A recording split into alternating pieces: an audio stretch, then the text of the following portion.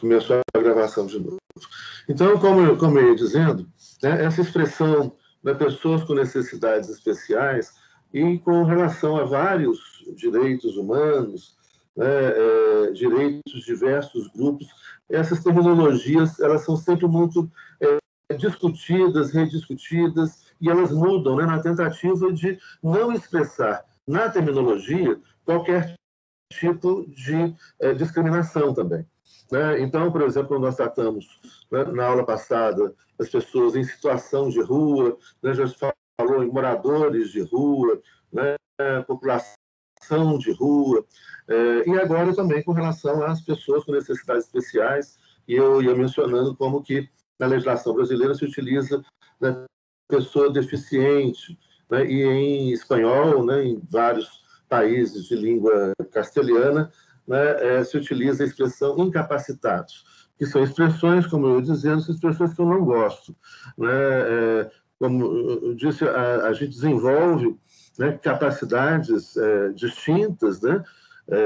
Todos nós temos algum tipo de deficiência, né? Tem a deficiência visual, a gente desenvolve determinadas capacidades e outras não, e assim que cada pessoa desenvolve as suas eficiências também, né, de forma distinta. Daí que eu prefiro utilizar, né, e eu utilizei para o nosso grupo, nas pessoas com necessidades especiais. Mas essa terminologia é uma questão também, né, a ser discutida. E a gente tem, né, na história, nós trabalhamos aí enquanto um dos elementos fundantes do Estado moderno, né? Nas nossas primeiras aulas lá, nós falamos dessa estrutura da racionalidade moderna, como que nós aprendemos a pensar na modernidade, e vimos que uma das marcas da modernidade, do sistema mundo colonial moderno, né? E, portanto, o que marca a racionalidade moderna é a ideia de uniformização, de padronização. Né? Então, vocês vão lembrar disso, isso a gente já discutiu. Boa tarde, Giovana. Boa tarde, Alice. Né? Como nós já discutimos, e estão nos vídeos, né? Nos vídeos gravados das aulas desse semestre, e em outros vídeos também que falam sobre a formação do sistema mundo moderno, dessa racionalidade moderna, desses fundamentos da modernidade. E aí, então, como que uma das marcas desse sistema mundo moderno é justamente a padronização. Né? E dessa padronização depende a existência do Estado moderno. Né? Então, por que a gente falou dessa padronização? Nós falamos que esse Estado moderno ele surge em espaços territoriais, em espaços territoriais maiores. Né? A gente tem três grandes espaços territoriais que marcam a construção, né, e a existência do poder quando chegamos ao início da modernidade.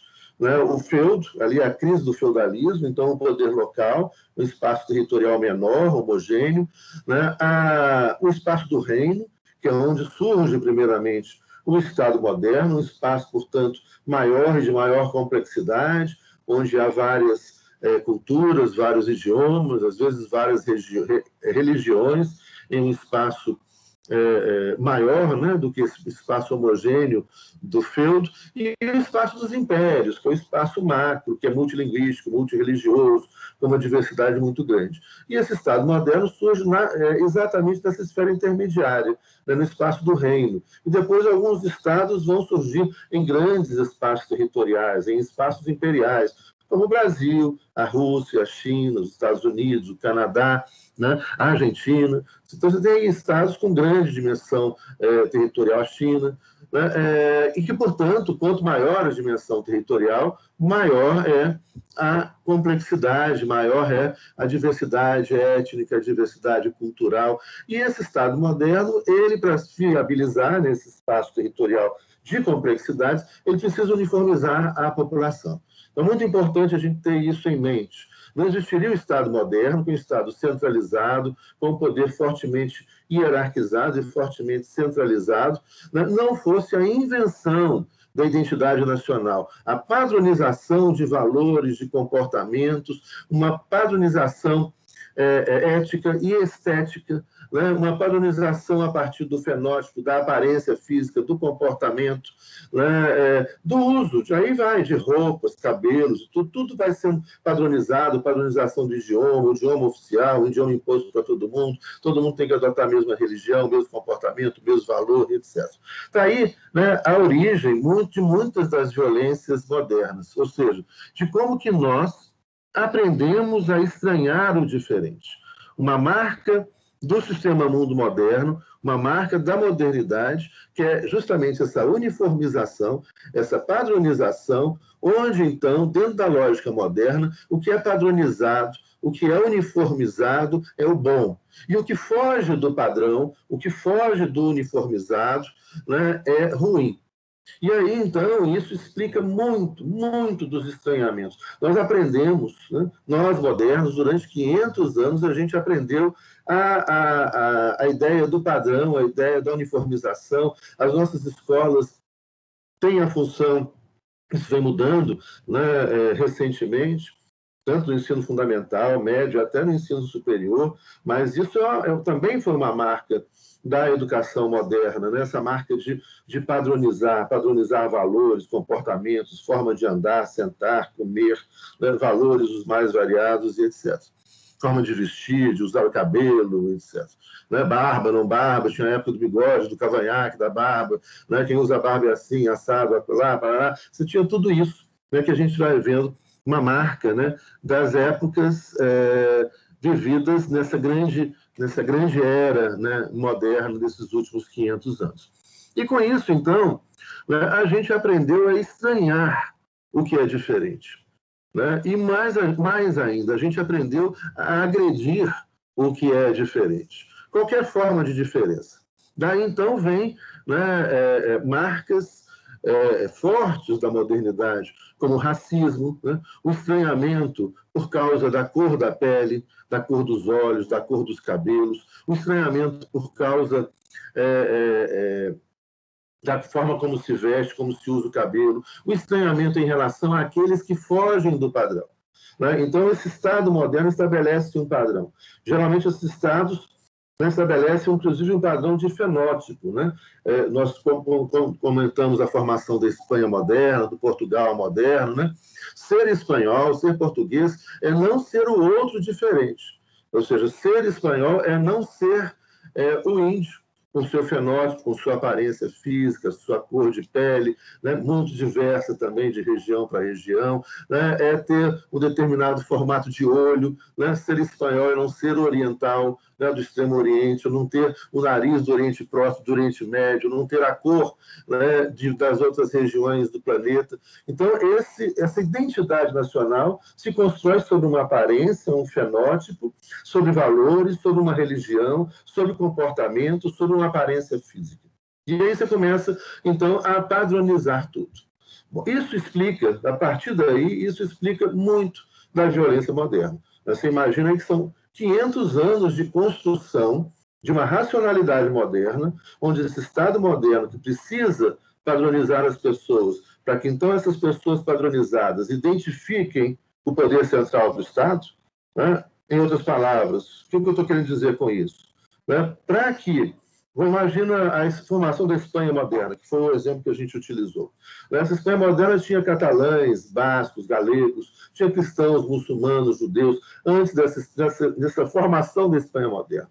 Então, o que acontece? Primeiro, vamos expulsar aquelas pessoas mais diferentes, a expulsão dos muçulmanos, a expulsão dos judeus, né? A cristianização daqueles que permanecem ali. Então, todo mundo tem que ter a mesma religião, acreditar da mesma maneira, né? Ler o texto sagrado da mesma maneira, uma padronização de valores, uma padronização de comportamento, uma padronização do idioma. Você cria um idioma oficial, né? Cria um fenótipo. Né? O que é, então, qual é o fenótipo, o tipo físico, né? Do espanhol, do português, do francês, do inglês, do sueco, do alemão, etc.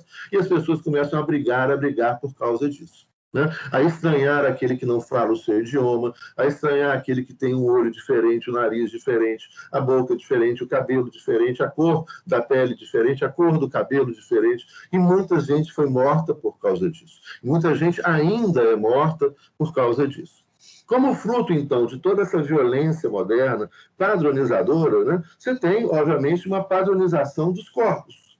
Né? Eu estou falando da padronização do fenótipo, do tipo físico, do nariz, da boca, do olho, né, do cabelo, da cor, né, e da forma física.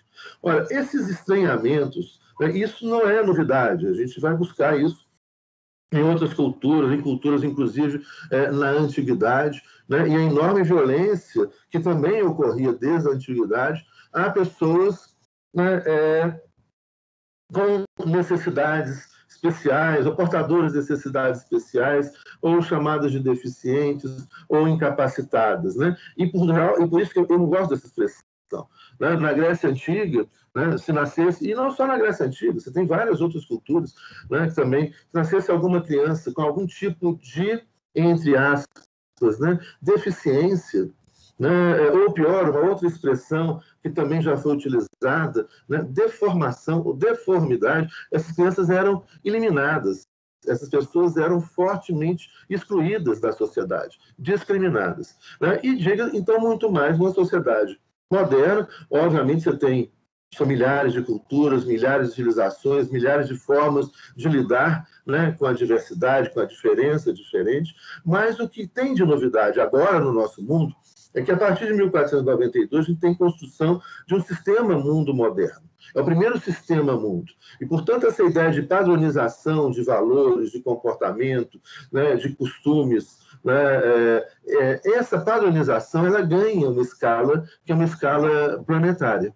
Né? A gente vive hoje um momento de retomada, né, da ideia de diversidade, contra a padronização, contra a uniformização, valorizando a diversidade dos corpos, a diversidade, né, das cores, a diversidade das religiões, das filosofias, das formas de pensar, das formas de ser, a diversidade das competências, né, das necessidades. As pessoas necessitam coisas distintas, a diversidade das eficiências. Né? Então, isso a gente começa, a partir do final do século passado, esse século, a aprofundar, né, nessa ideia e colocar o discurso da diversidade como um discurso central para os direitos humanos. Mas lembrando que esse discurso da diversidade ele é um discurso que vai, né, em sentido contrário aos últimos 500 anos modernos, são 500 anos de padronização. E a violência, então, né, contra as pessoas, que são pessoas, então, taxadas de incapacitadas ou deficientes, né, ou com necessidades especiais, né, isso é uma marca muito forte no sistema mundo moderno. E a gente teve extermínios e extermínios, né, violências e violências, por causa da diversidade dos corpos, da diversidade do pensar, da diversidade de formas de ser, da diversidade de se relacionar com o mundo, com a vida, né, e etc. Então, a gente, por exemplo, na Segunda Guerra Mundial, e aqui eu já vou passar a palavra para vocês, porque eu faço essa introdução, ela não pode ser muito longa, não, senão não dá tempo para fazer todas as apresentações, mas até hoje deu tempo. Né? Então, vamos ver se a gente continua com isso também. Né? Só lembrando, no século XIX, olha que horror, e aqui eu sugiro que vocês assistam um documentário que tem facilmente no YouTube, vocês encontram, né, que chama 1900... Cadê aqui, gente? Homo sapiens 1900. Homo sapiens 1900, eugenia. É um documentário, eu escrevi para vocês, Homo sapiens 1900, eugenia. É um documentário muito, muito interessante, que eu acho que todo mundo tinha que assistir, né? E que ele fala, por exemplo, de como que no século XIX, quando começam assim, pesquisas e novas revelações no campo da biologia, da genética, as pessoas não sabem ainda muito bem o que fazer com isso, né? E a ciência, nenhuma ciência é neutra, nenhum conhecimento humano é neutro. né? E principalmente quando você começa, então, as pessoas começam a se questionar, o que nós vamos fazer, né, com esse conhecimento, descoberta de micro-organismos, né, vírus, bactérias, etc., a descoberta da genética, do DNA humano, né, a descoberta de que características genéticas são passadas de pai e mãe para filho, para filha, né, são passados por gerações, discussões que começam a aparecer, se dados adquiridos durante a vida, né, passam a ser dados genéticos que podem ser passados para futuras gerações, e as pessoas vão começar também a brigar por causa disso e a utilizar isso de uma forma, como forma de exclusão, como forma discriminatória. E aí teve um médico do século XIX, a época de Darwin, né, pesquisas e descobertas sensacionais, tem um cara chamado Francis Galton. Olha só o que ele escreveu. A vida, a família e a sociedade poderiam ser cultivadas como um jardim, no qual ervas daninhas devem ser distinguidas das plantas úteis e logo eliminadas. O que esse cara defendia é de que, como a gente apara no jardim, tira as ervas daninhas, tira as plantas com defeito, apara as plantas para o jardim crescer forte, né? Como você faz na reprodução de cachorros, de outros animais, de cavalos, por exemplo, onde você escolhe o garanhão, o que seria o melhor da raça, né, para cruzar com éguas também escolhidas, para criar uma raça melhor, etc. E isso deveria ser feito com os seres humanos. Aí tá, isso é século XIX. Nesse grande equívoco, né, e nessa grande violência no uso da ciência no século XIX, está aí a base, por exemplo, do fascismo e do nazismo. E aí, esses caras começaram a defender o que, olha, existe uma eugenia negativa. Seria o quê? Seria quando as raças inferiores se misturam com raças superiores. Olha, as raças superiores, quem é que vai dizer isso? É quem se julga que acha que está na raça superior. Os nazistas, né? A ideia da superioridade ariana, da raça germânica, né? No norte da Alemanha e no norte da Europa, né? No mundo germânico, mas esse tipo de racismo também existiu em outras culturas, né? Mas nós, lembrando com força, né, o que representou o nazismo, ou o fascismo na Itália também, que passa por esse discurso também, eles vão defender que existe, então, uma eugenia negativa. O que seria? Seria quando, por exemplo, pessoas de raça inferior se misturam, gerando pessoas defeituosas, ou pessoas de raça superior se misturam com pessoas de raça inferior, trazendo doença para a raça superior. Isso era muito falado na época do nazismo. E aí, então, criou-se uma política na Alemanha, olha que loucura, isso não aconteceu só na Alemanha, não. Criou-se uma política na Alemanha de reprodução, ou seja, de incentivo a uma eugenia positiva, ou seja, de reprodução de seres humanos superiores. E aí, então, tinha uma fazenda na Alemanha, onde para lá iam mulheres, como se fossem exemplares femininos, né? Escolhidos a dedo da raça ariana, e escolhiam os garanhões, né? Escolhiam os garanhões, homens, né, que tinham um fenótipo germânico, norte-europeu, tanto de altura, tanto de testa, né, do final do nariz até o final da testa, tanto de queixo, geralmente o queixo mais destacado aqui, né, que é uma marca do norte da Europa, a gente vê isso muito entre suecos, noruegueses, germânicos, né, alemães, né, e aí então você tinha aquele fenótipo, que era o fenótipo idealizado, colocado como mais bonito, superior, e aí esse garanhão ia se reproduzir, ele ia inseminar as diversas mulheres, para reproduzir seres superiores, né, para reproduzir os arianos, os seres geneticamente superdotados. Você tinha uma reprodução assistida de mulheres alemãs, né, isso foi liderado por um instituto alemão, né, chama Lebensborn. Né? Muitos filmes foram feitos sobre isso, também muita fantasia construída sobre isso. Né? E aí, então, começa uma ideia horrorosa de higiene racial. Olha só, né, isso aconteceu na Alemanha nazista com extrema violência. Né? Eles fizeram também nessa época, no final da década de 30, pouco antes de começar a Segunda Guerra Mundial, né, eles faziam um censo, um levantamento da população da Alemanha, visitavam a casa dos alemães, e aí, né, quando encontrasse naquela casa uma pessoa portadora de necessidade especial, uma pessoa, entre todas as aspas possíveis, deficiente, não eficiente para aquele padrão, né, de cultura, né, e o fenótipo que eles queriam desenvolver, eles anotavam.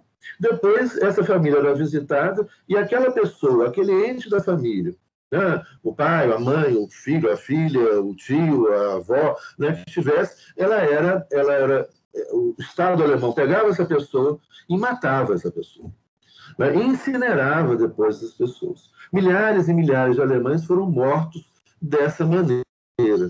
Né?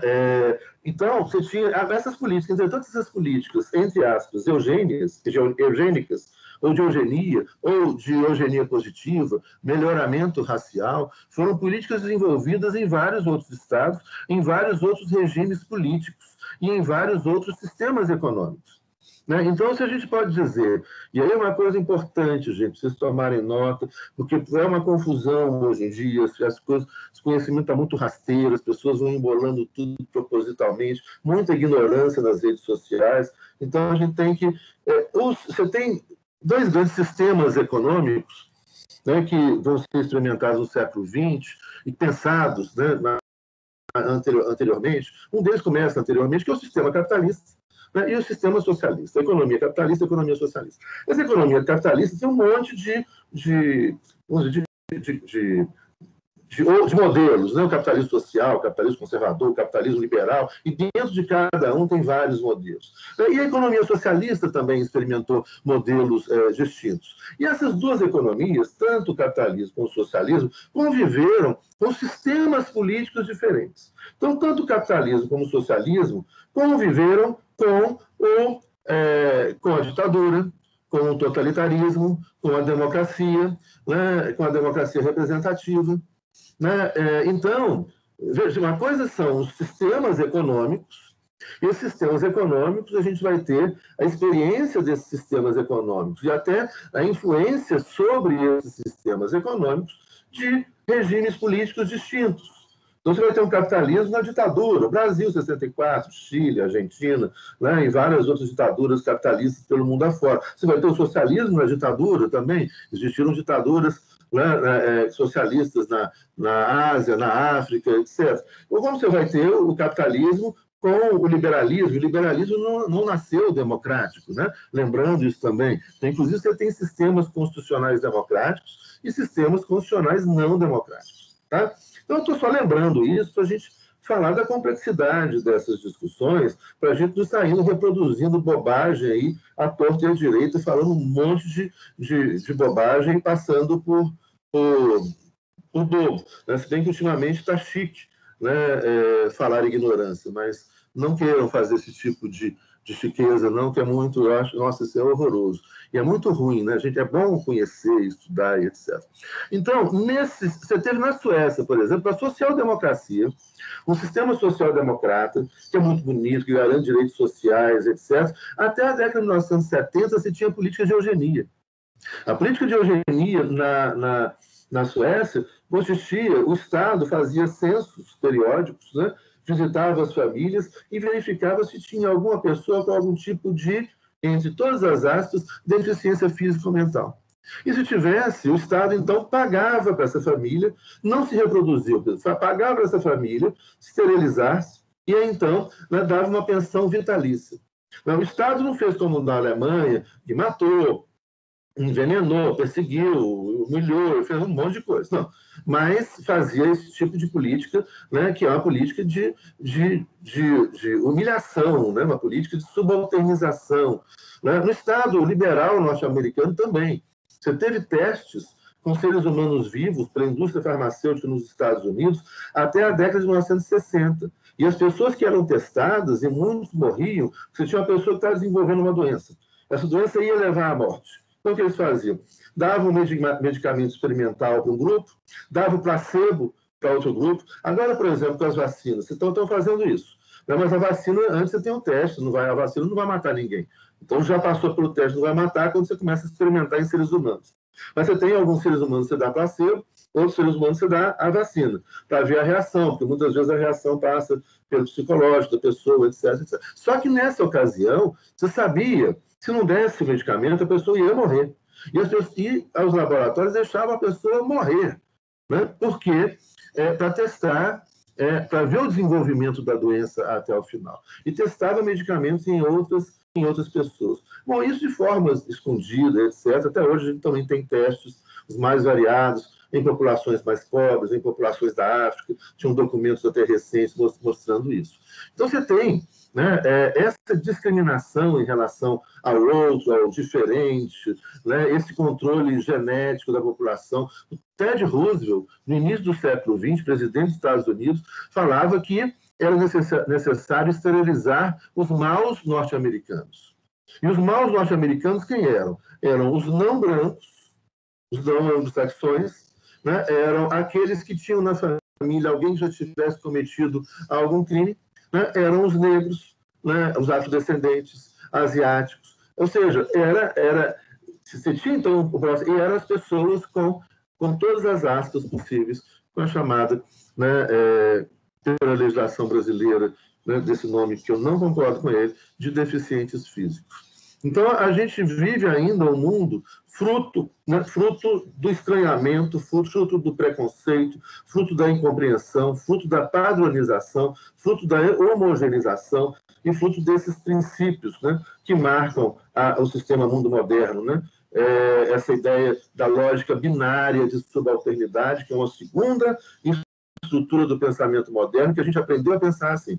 Existe o nós, esse nós, então, quem é? Quem é o nós moderno? O homem branco, superior, racional, e eles, quem são eles? O que não é homem, branco, superior, racional, perfeito, fisicamente de determinada maneira, etc, etc, etc.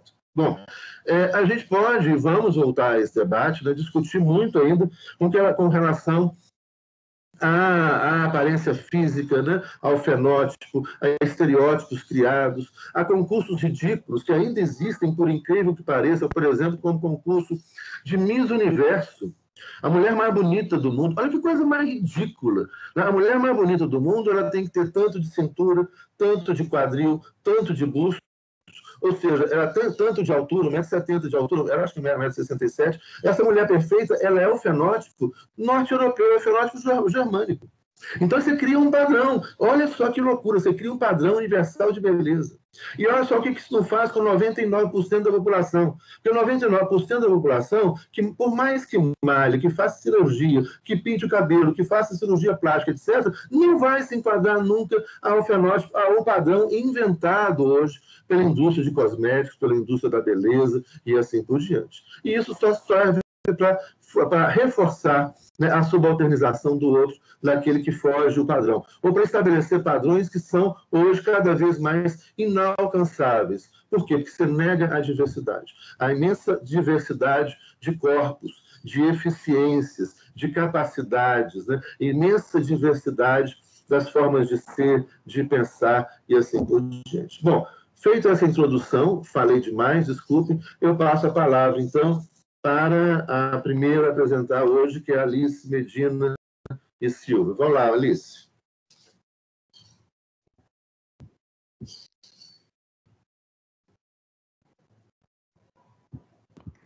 Espera aí, pessoal, que deu uma travação aqui. Vai lá, tranquilo. Professor, a gente fez um slide compartilhado. Teria como as pessoas virem logo depois de me acompanhando? Claro, claro. Pode ser. Uhum. Tá. Meu Deus, não quer abrir.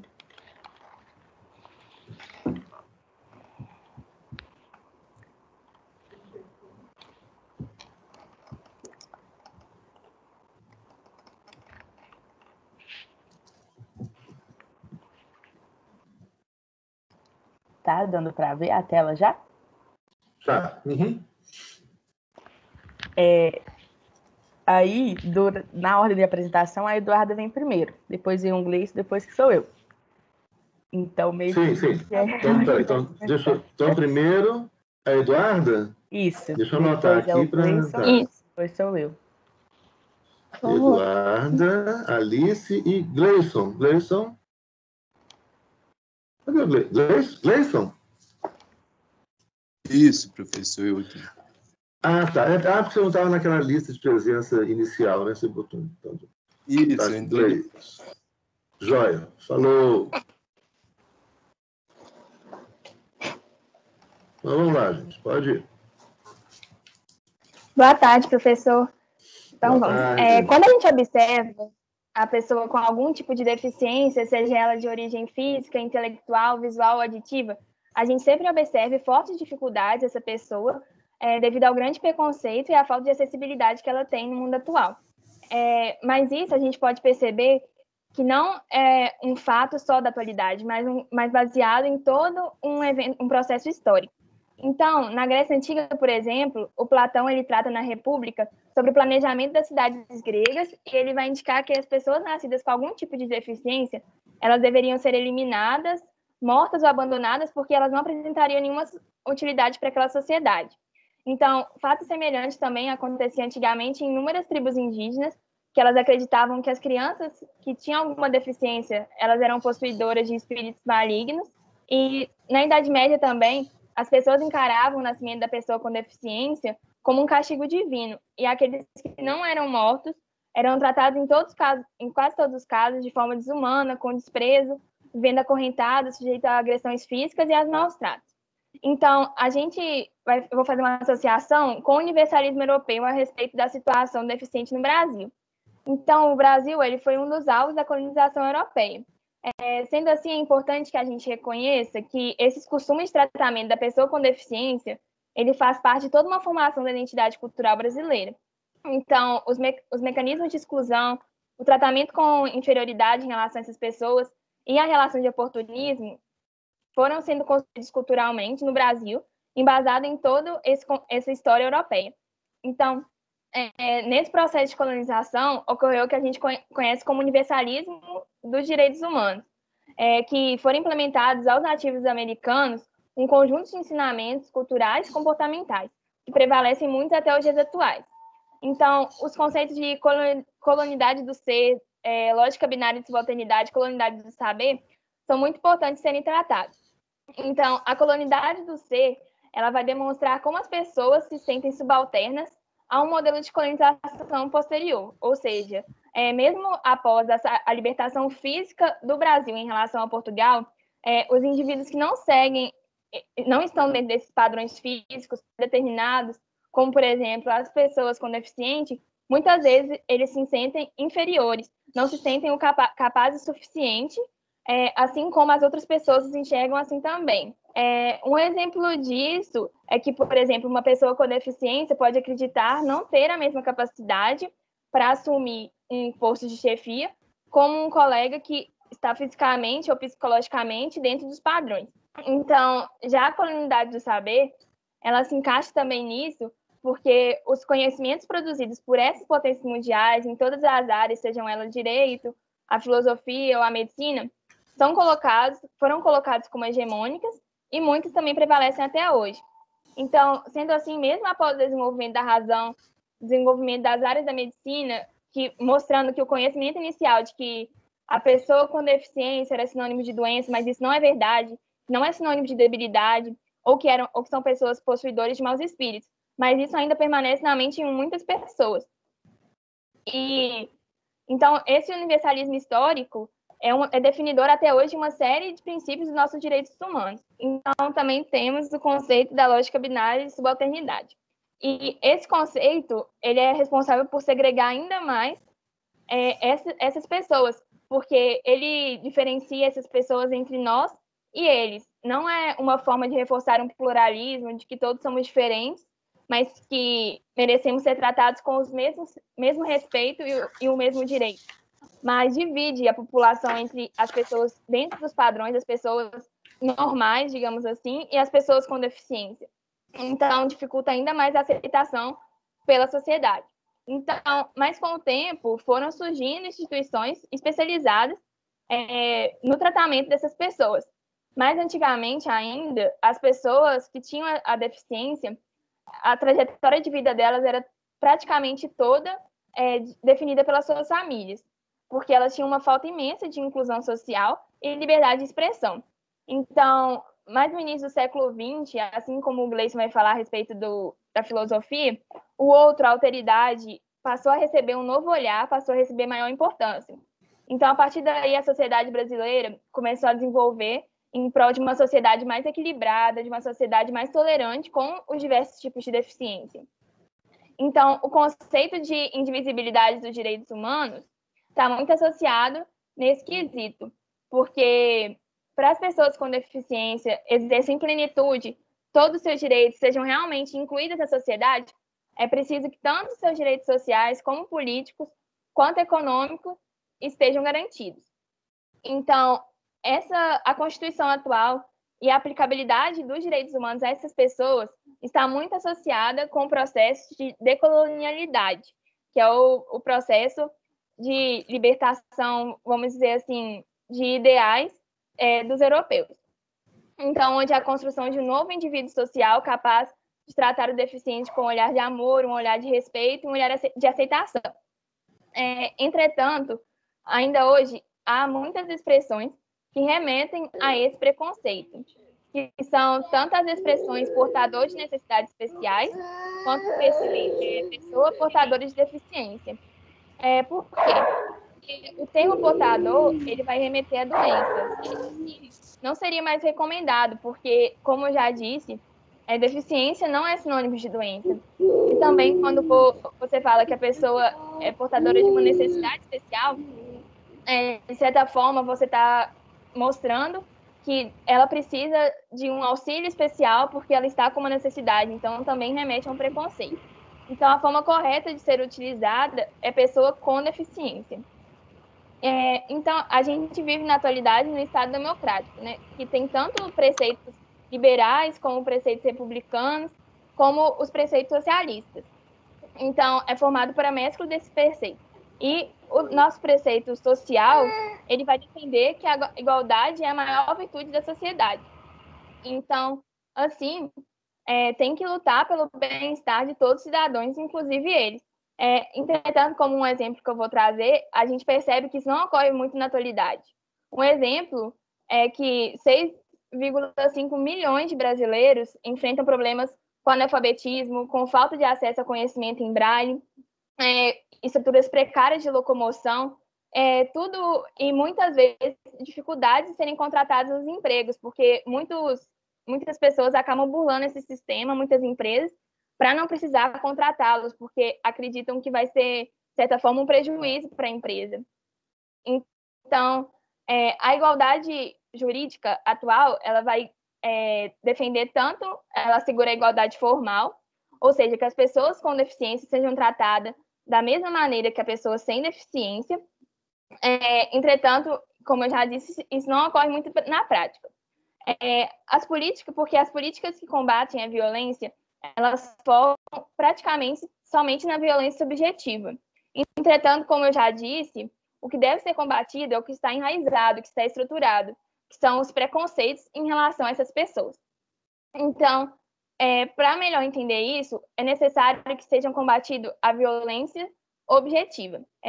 A violência subjetiva, né, como a gente já sabe, é quando alguém quebra uma situação de não violência, ou seja, quando manifesta a vontade em determinado momento, como, por exemplo, uma pessoa que agride fisicamente ou moralmente um deficiente, mostrando um ato de intolerância ou não aceitação.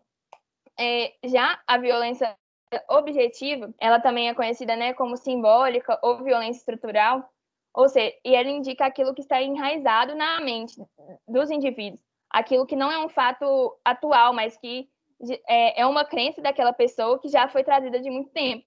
Então, um exemplo disso, como o próprio professor citou, que não adiantaria punir os praticantes de bullying se a escola por si só, elas já traziam implicitamente essa intolerância no momento de que elas exigem que os alunos andem todos uniformizados, estejam todos padronizados. Isso, querendo ou não, mostra aos alunos que o padronizado é bom, que todos os alunos devem ser iguais, e sendo assim, aquele que tem alguma dificuldade auditiva, o que aprende através do braille, aprende de uma forma diferente, ou aquele que tem dificuldade de aprendizado pela sua deficiência intelectual, eles acreditam que essas pessoas devem ser banidas, devem ser punidas pelos colegas.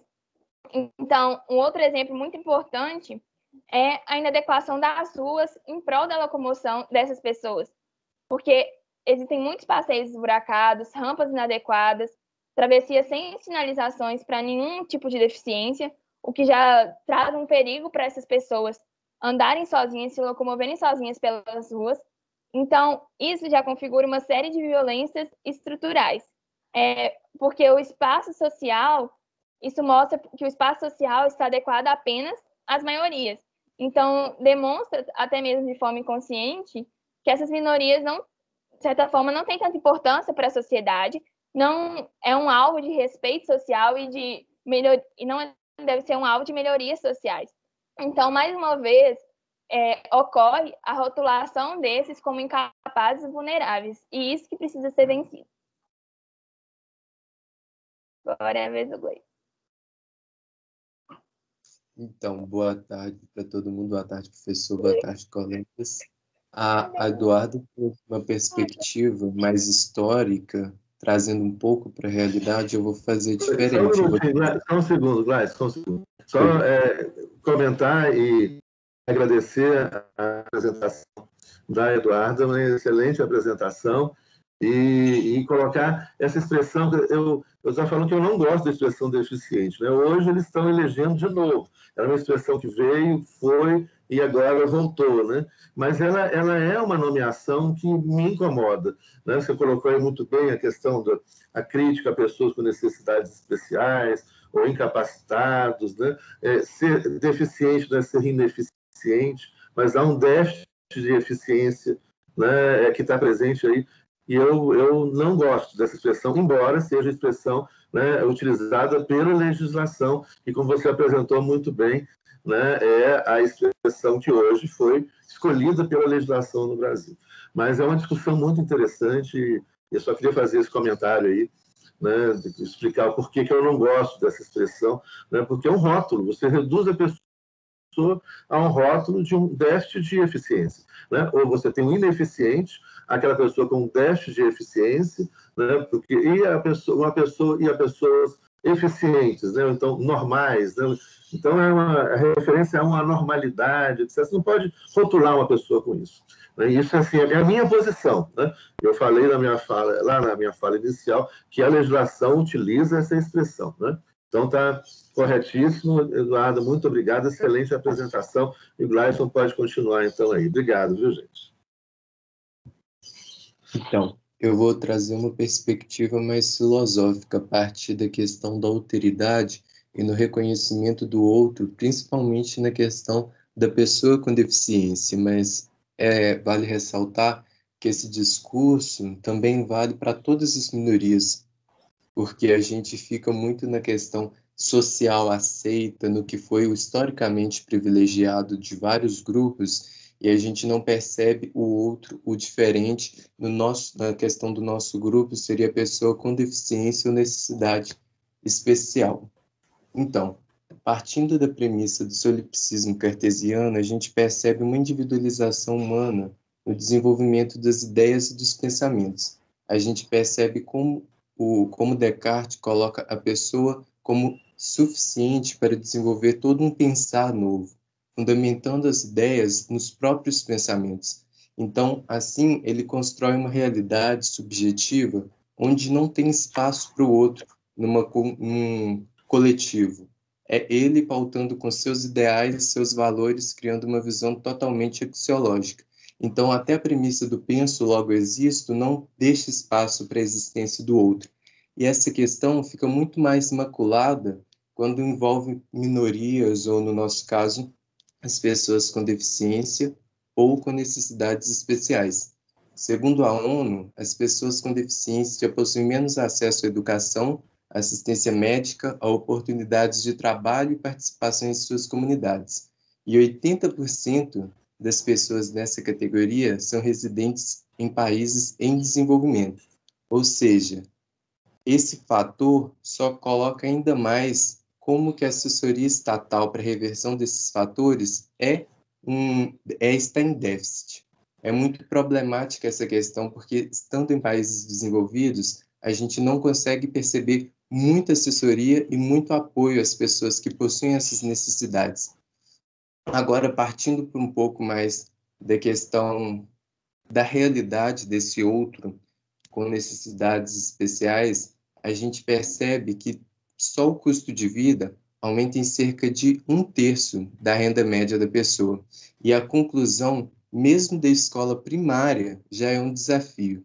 Enquanto 60% das pessoas com deficiência conseguem completar essa etapa da educação em países desenvolvidos, em países em desenvolvimento, esse número cai para 45% para meninos. E na questão de meninas cai ainda mais, chegando a 32%. Então, a gente já vê até uma diferença na questão do gênero quando envolve a pessoa com deficiência.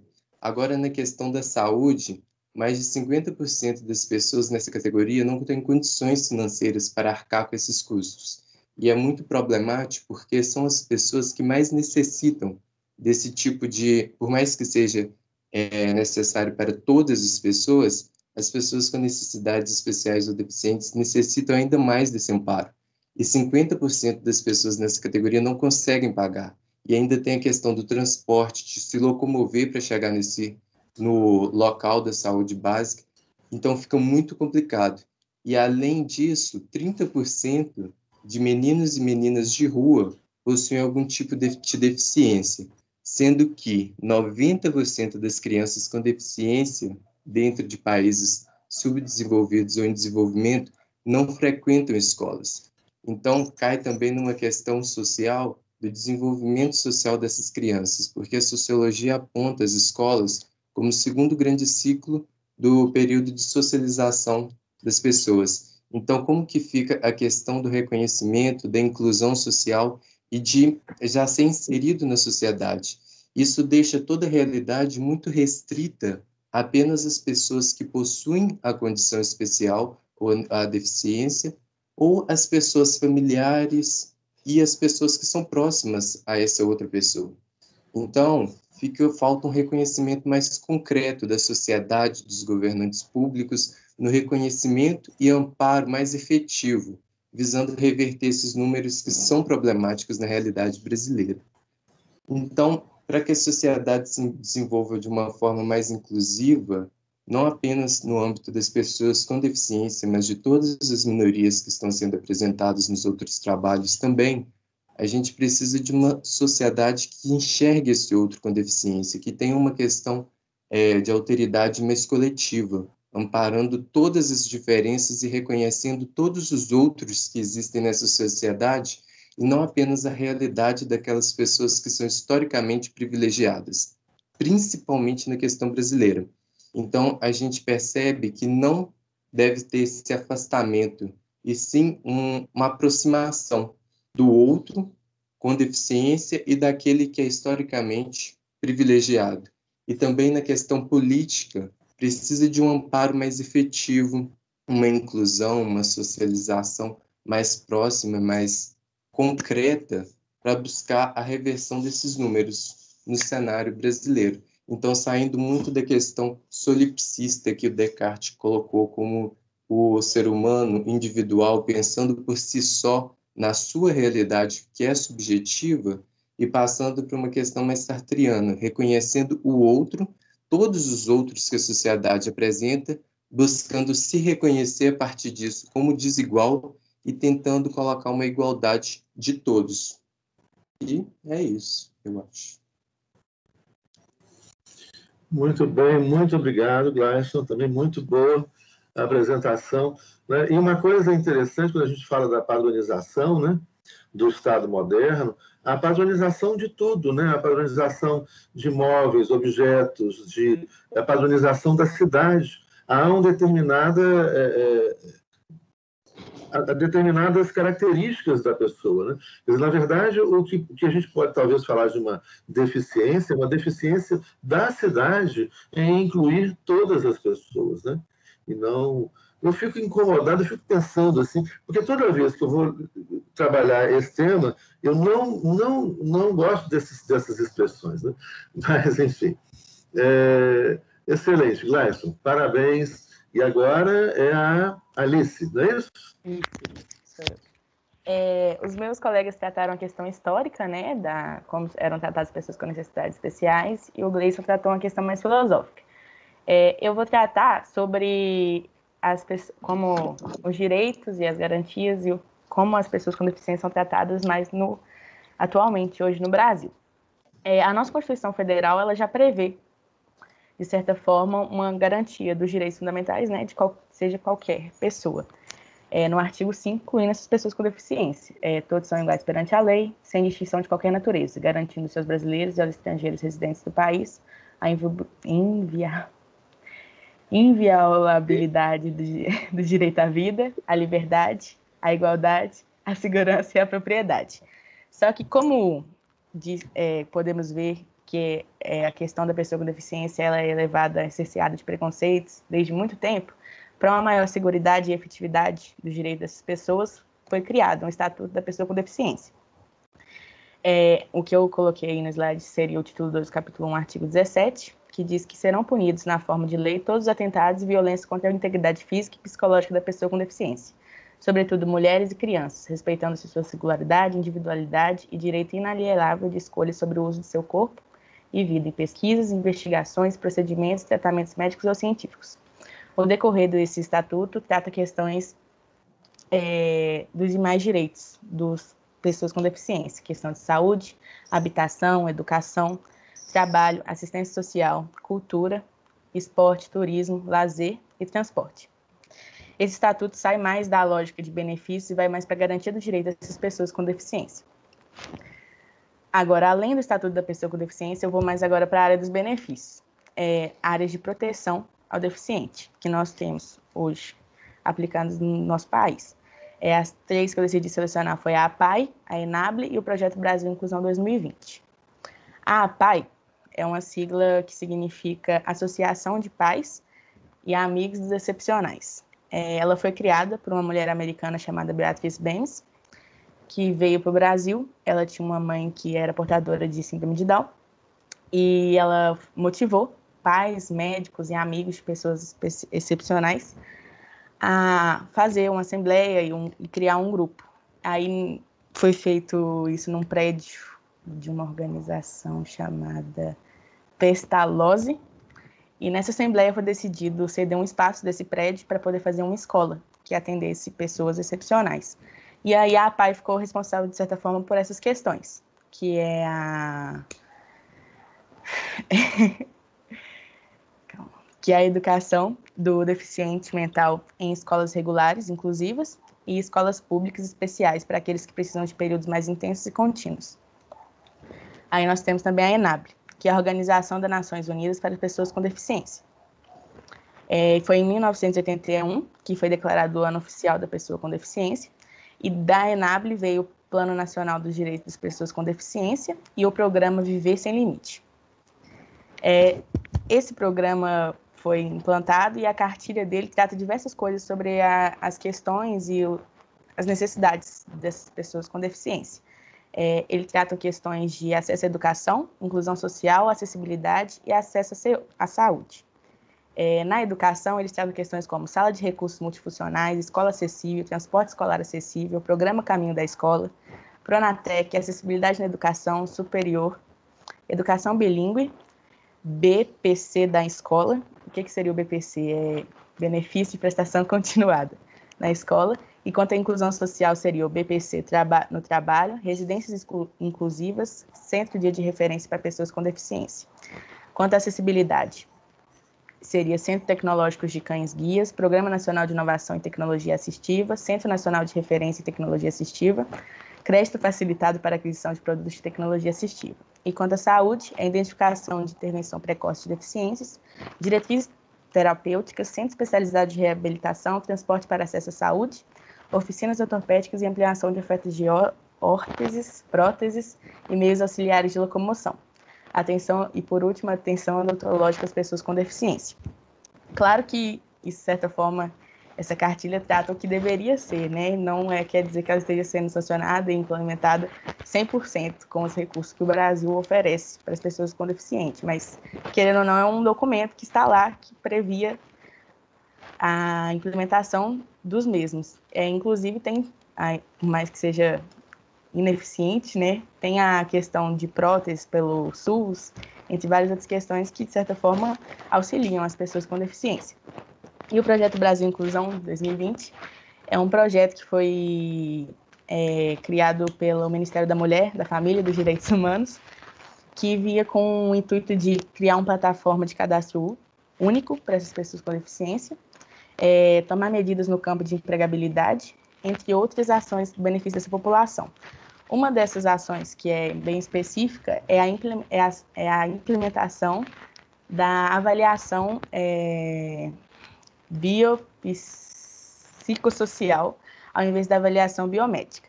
A LBI, que é uma Lei Brasileira de Inclusão, foi sancionada em 2015, previa que essa avaliação deveria ser trocada, só que ela, de certa forma, não foi implementada ainda.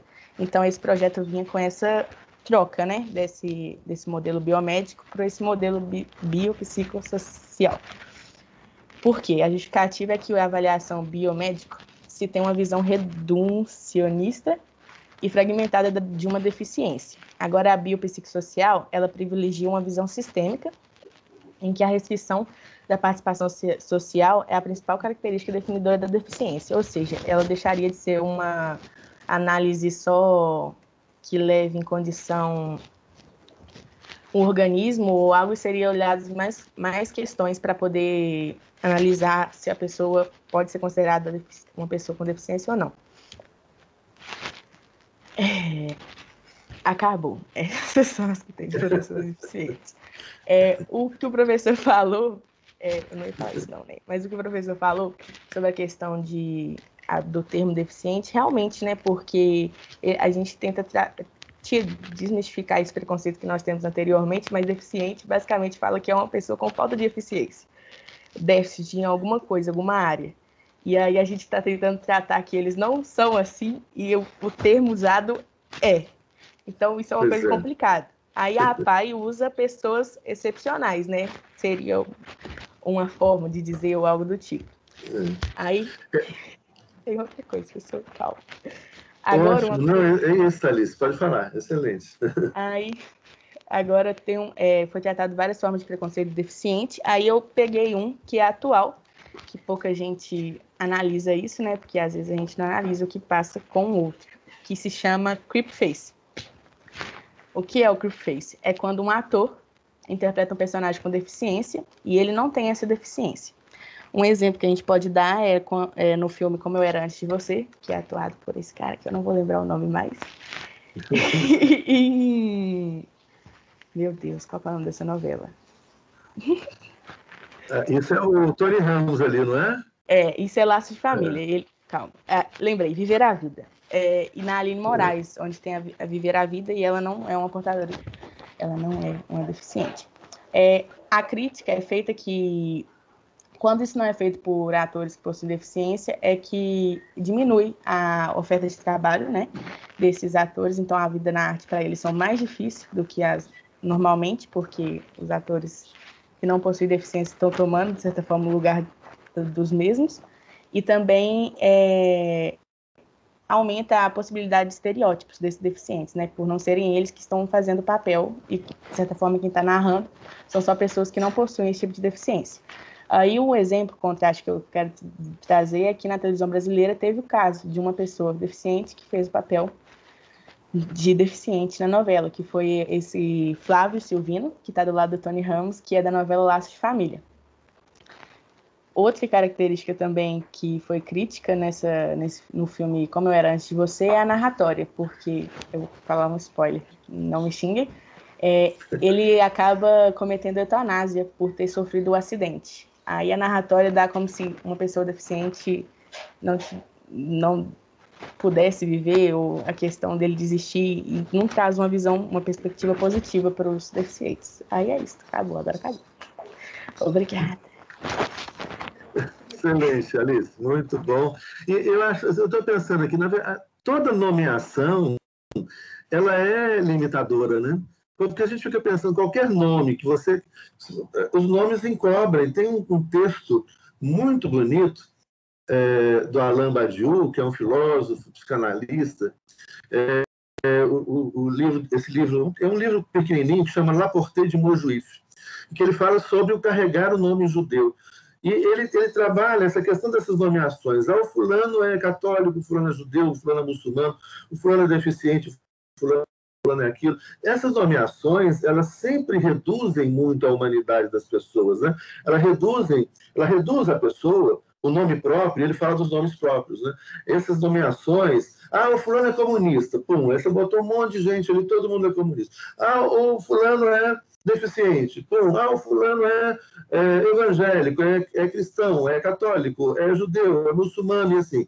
Essas nomeações encobrem a imensa diversidade, né, dos nomes próprios, a imensa riqueza, né, dos nomes próprios. Atrás desses nomes coletivos, você tem um monte de histórias pessoais as mais variadas possíveis, né? Um monte de diversidades. Então, as nomeações são sempre muito complicadas, né? E daí que a gente fica, muitas vezes, eu me sinto, às vezes, num beco sem saída, que eu não gosto dessas nomeações, né? E eu acho que talvez a gente falar mesmo assim, ineficiente ou deficiente é a cidade. Né? É o avião que não tem assento especial, que não foi construído para incluir todo mundo, ou é o metrô, ou é o ônibus, ou é o trem, ou é o carro, ou é a própria cidade. Ou seja, é esse mundo que foi feito padronizando as pessoas e que não inclui e que deveria incluir cada nome próprio, né? Cada pessoa encoberta atrás dessas nomeações genéricas, sempre complicadas. Bom, parabéns aí, vocês três, adorei a apresentação. Né? E agora, quem é que apresenta? Então, vai lá, levantou a mãozinha ali. Parabéns.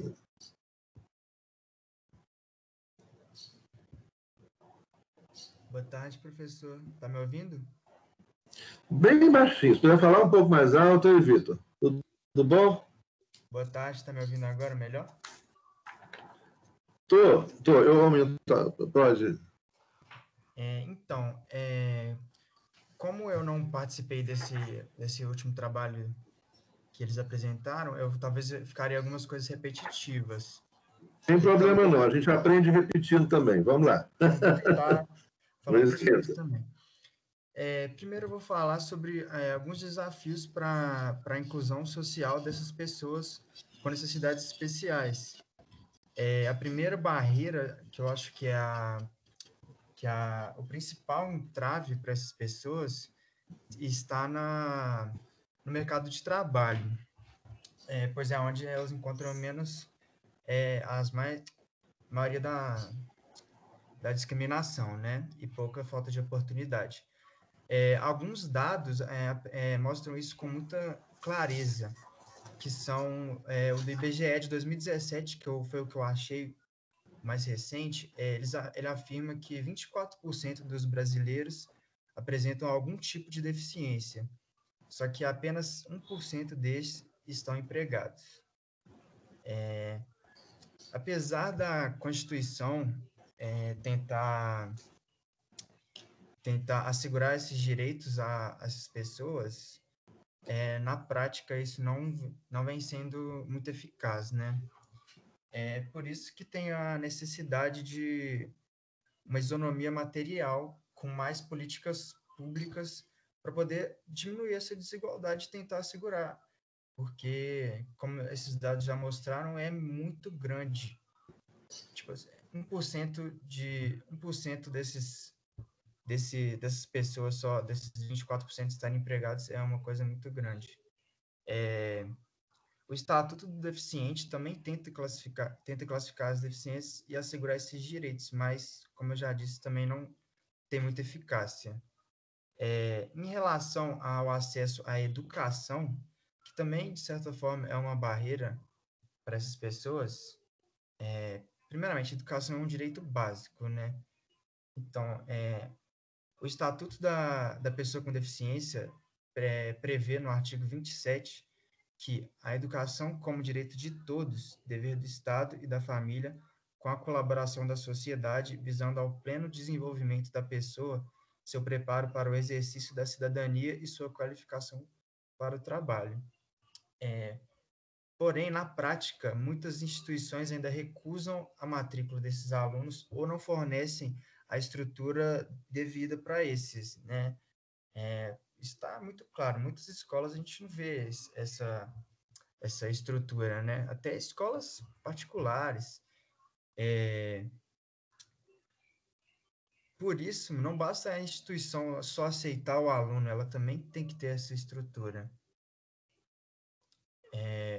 O artigo 28 também vai apresentar algumas tentativas do poder público de assegurar, criar, desenvolver, incentivar esse tipo de coisa. O primeiro diz que o inciso 1 desse artigo diz que o sistema educacional só um minuto. O sistema educacional inclusivo deve ter em todos os níveis e modalidades, bem como aprendizado ao longo de toda a vida. O inciso 2 afirma que deve haver o aprimoramento dos sistemas educacionais visando garantir condições de acesso, permanência e participação desses alunos, por meio de oferta de serviços e de recursos de acessibilidade que eliminem as barreiras e promovam a inclusão plena.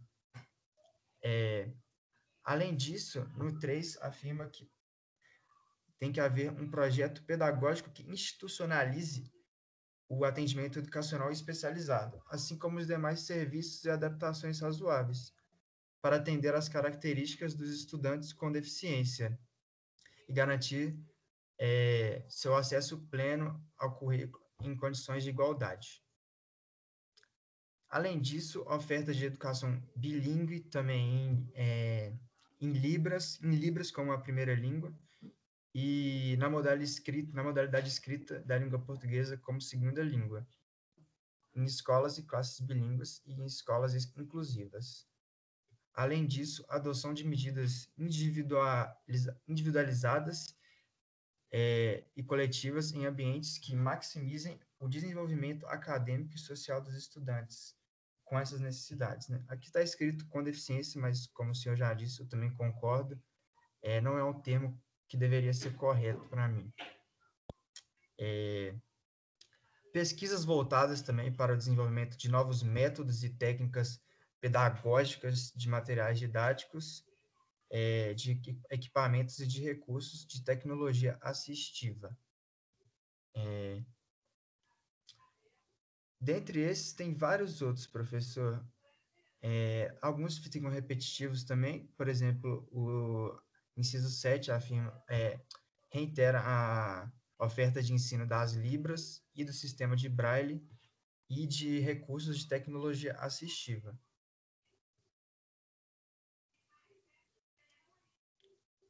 Além disso, disponibilização de tradutores e intérpretes de Libras, para que esses jovens consigam ter um maior nível de conhecimento, né?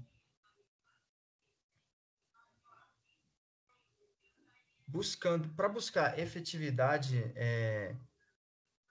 para prestar educação, o Estado, no artigo 208, acredito que da Constituição, no inciso 3, afirma que o dever do Estado com a educação será efetivado mediante a garantia de, no inciso 3, atendimento educacional especializado aos portadores de deficiência, preferencialmente na rede regular de ensino. Portanto, professor, tem uma série de tentativas do Estado de aplicar isso para os jovens que tenham necessidades especiais, mas como eu já falei, na prática também ainda está faltando muito, e o Estado, na minha opinião, tem que promover mais coisas ainda, principalmente no mercado de trabalho, como eu falei acima, que é o lugar que, para mim, é onde eles encontram maiores dificuldades. Pronto, é isso, professor. Obrigado. Eu não estou te ouvindo. Deixa eu desligar aqui. Eu esqueci de ligar aqui, eu esqueço de ligar. Não, muito bom, parabéns. Você fez uma análise complementar, né? Você não repetiu as questões que já foram faladas e acrescentou novas questões. Acho que ficou muito legal. Muito bom. Muito obrigado. Professor, eu ia fazer um PowerPoint também, mas o meu grupo que eu tinha algumas pessoas, elas acabaram desistindo de fazer, e aí eu acabei não fazendo. Mas o PowerPoint não era obrigatório, não, né? Não, não é obrigatório, não. Tranquilo. Beleza. Muito bom. Tá. Obrigado, Parabéns. professor. Boa tarde. Obrigado a você. Boa tarde. Bom, eu não sei, eu tenho algumas pessoas que preferiram fazer o trabalho de 8 laudos, escrito, etc. Então, eu queria perguntar se, deixa eu ver, a Bruna Fortunata está aí? Deixa eu ver aqui na... Não, a Bruna não está. A Eduarda já apresentou. Ingrid, Cristina. Também não. Kennedy. Também não. E o povo está correndo a apresentação. Todo mundo escreveu por escrito. E as pessoas, você vê, nem todo mundo está ligando a imagem, gente. Faz a apresentação, é até mais rápido. Compartilha com os colegas. Né? Alguém escreveu uma mensagem aqui. Falou isso.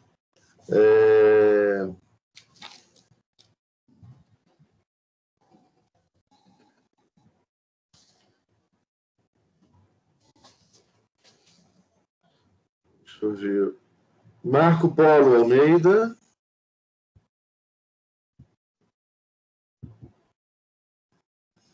Não.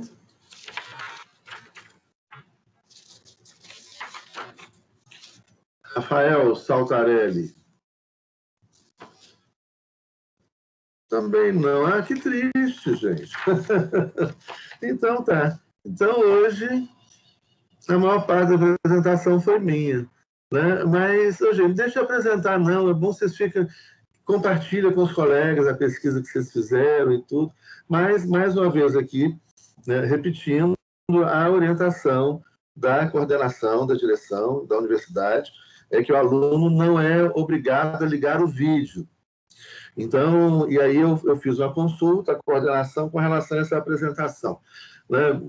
Pode fazer a apresentação sem ligar o vídeo, inclusive vocês põem, né, vocês estão colocando assim, liga no início, dá um tchau assim, desliga e põe os slides e tudo, vocês estão colocando, não tem problema nenhum. Mas a coordenação me orientou de que não pode, eu não posso obrigar os alunos a fazer a apresentação. Se fosse ao vivo, eu falou, olha, o aluno não apresentou, vai perder os pontos da apresentação. Mas como a gente está nessa situação excepcional, e às vezes tem problema mesmo de câmera, etc., né, de som, então é o que ficou estabelecido, e por isso que alguns não apresentam hoje, porque nós demos a opção para quem não quisesse se apresentar ao vivo, compartilhando com os colegas a sua pesquisa e comigo, né, pode apresentar, então, um trabalho que vai ser entregue até o dia que seria da apresentação. O trabalho, então, é um trabalho de pesquisa escrito, seguindo as regras da ABNT, com citação, 8 páginas escritas, com Times New Roman, espaço 1,5, letra 12, né, seguindo as orientações da PUC, né, para trabalhos acadêmicos. Tá? De 8 páginas, sem contar com a capa, a contracapa e a bibliografia, fazendo um trabalho de pesquisa, citando a fonte, etc. Então, fica essa opção, né? E hoje alguns alunos fizeram essa opção. Tá bom? Então, gente, eu pergunto se vocês querem acrescentar mais alguma coisa, falar alguma coisa, perguntar para os colegas que apresentaram alguma dúvida, se manifestar sobre alguma questão, sobre a discussão da terminologia que nós trouxemos aqui, que é uma questão sempre delicada, né? Essas nomeações são sempre delicadas e sempre encobrem ou reduzem a humanidade, né, das pessoas, as diversas nomeações. Então, eu pergunto isso a vocês, se vocês querem fazer mais alguma intervenção, alguma pergunta. Tranquilo, então? Ô, gente, então, isso. Então, por hoje, é só. Né? Mas só não, foi muito boa, eu acho que foi muito, muito rico. Júlia, a mensagem para o WhatsApp, espera aí, Júlia, vou olhar aqui, mas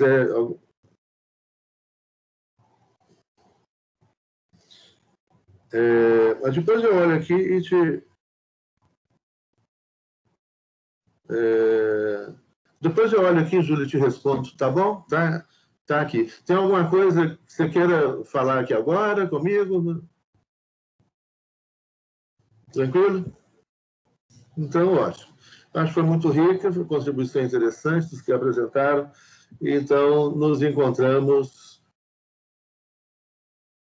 Pode, você quiser conversar comigo agora também, Júlia, pode.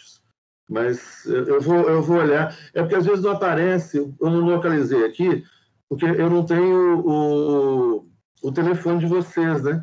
Então, muitas vezes, chega a mensagem só com o número de telefone, eu respondo, mas para localizar fica mais difícil. Então, eu vou localizar depois aqui e te respondo. Falou? Qualquer coisa pode fazer uma chamada também, uma chamada de vídeo. Ah, você perdeu a apresentação. Você quer apresentar agora, Júlia? Ah, sim, lembro. Pois é. Você quer apresentar agora? Quer apresentar na próxima aula? Como é que você quer fazer? Entregar o trabalho escrito? Pode enviar o trabalho escrito nesses termos, então, que eu falei. Tá bom? Então tá. Falou então, gente. Se você quiser apresentar também, vai ser ótimo. Vamos gostar. Você escolhe.